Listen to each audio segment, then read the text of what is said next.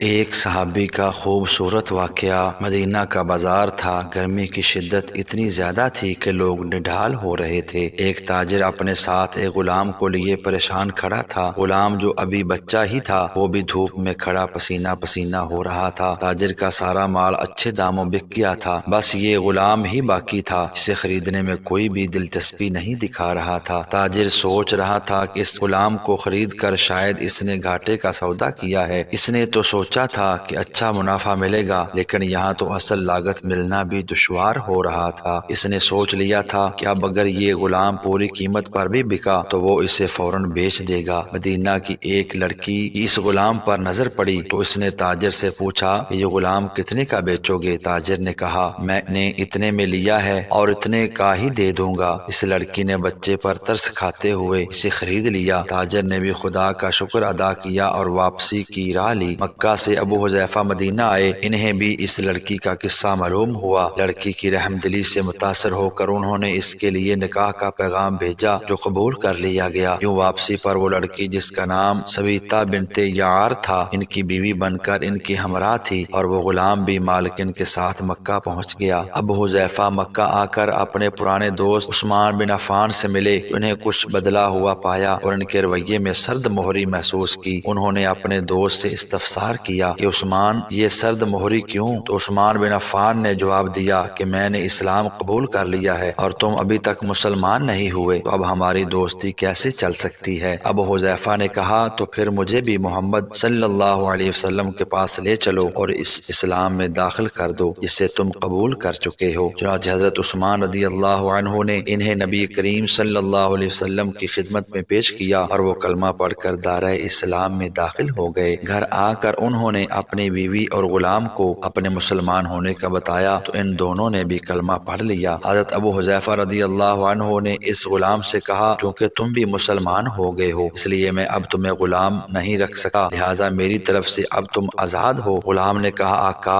میرا اب اس دنیا میں آپ دونوں کی سوا کوئی نہیں ہے، آپ نے مجھے آزاد کر دیا تو میں کہاں جاؤں گا؟ حضرت ابو حذیفہ رضی اللہ عنہ نے اس غلام کو اپنا بیٹا بنا لیا اور اپنے پاس ہی رکھ لیا۔ غلام نے قرآن پاک سیکھنا شروع کر دیا اور کچھ ہی دنوں میں بہت سا قرآن یاد کر لیا، اور وہ جب قرآن پڑھتے تو بہت خوبصورت لہجے میں پڑھتے۔ ہجرت کے وقت نبی کریم صلی اللہ علیہ وسلم سے پہلے جن صحابہ نے مدینہ کی طرف ہجرت کی، ان میں حضرت عمر رضی اللہ عنہ کے ساتھ حضرت ابو حذیفہ رضی اللہ عنہ اور ان کا یہ لے پالک بیٹا بھی تھا۔ مدینہ پہنچ کر جب نماز کے لیے امام مقرر کرنے کا وقت آیا تو اس غلام کی خوبصورت تلاوت اور سب سے زیادہ قرآن حفظ کرنے کی وجہ سے انہیں امام چن لیا گیا، اور ان کی امامت میں حضرت عمر رضی اللہ عنہ جیسے جلیل القدر صحابی بھی نماز ادا کرتے تھے۔ مدینہ کے یہودیوں نے جب انہیں امامت کرواتے دیکھا تو حیران ہو گئے، یہ وہی غلام ہے جسے کوئی خریدنے کے لیے تیار نہ تھا، آج دیکھو کتنی عزت ملی کہ مسلمانوں کا امام بنا ہوا ہے۔ اللہ پاک نے انہیں خوش گلو اس قدر بنایا تھا کہ جب آیات قرآنی تلاوت فرماتے تو لوگوں پر ایک محویت طاری ہو جاتی اور راہگیر ٹھٹک کر سننے لگے۔ ایک دفعہ ام المؤمنین حضرت عائشہ رضی اللہ عنہا کو رسول اللہ صلی اللہ علیہ وسلم کے پاس حاضر ہونے میں دیر ہوئی۔ آپ صلی اللہ علیہ وسلم نے توقف کی وجہ پوچھی تو بولی کہ ایک قاری تلاوت کر رہا تھا، اس کے سننے میں دیر ہو گئی، اور خوش الہانی کی اس قدر تعریف کی کہ حضرت صلی اللہ علیہ وسلم خود چادر سنبھالتے ہوئے باہر تشریف لے آئے۔ دیکھا کہ وہ بیٹھے تلاوت کر رہے ہیں۔ آپ صلی اللہ علیہ وسلم نے خوش ہو کر فرمایا، اللہ پاک کا شکر ہے کہ اس نے تمہارے جیسے شخص کو میری امت میں بنایا۔ کیا آپ جانتے ہیں کہ یہ خوش قسمت صحابی کون تھے؟ ان کا نام حضرت سالم رضی اللہ عنہ تھا، جو سالم مولا ابو حذیفہ رضی اللہ عنہ کے نام سے مشہور تھے۔ انہوں نے جنگ موتا میں جام شہادت نوش کیا۔ اللہ کی کروڑ رحمتیں ہوں ان پر، آمین۔ ایسی اچھی اور سبق آموز ویڈیوز دیکھنے کے لیے چینل کو سبسکرائب ضرور کیجیے گا۔ اللہ حافظ۔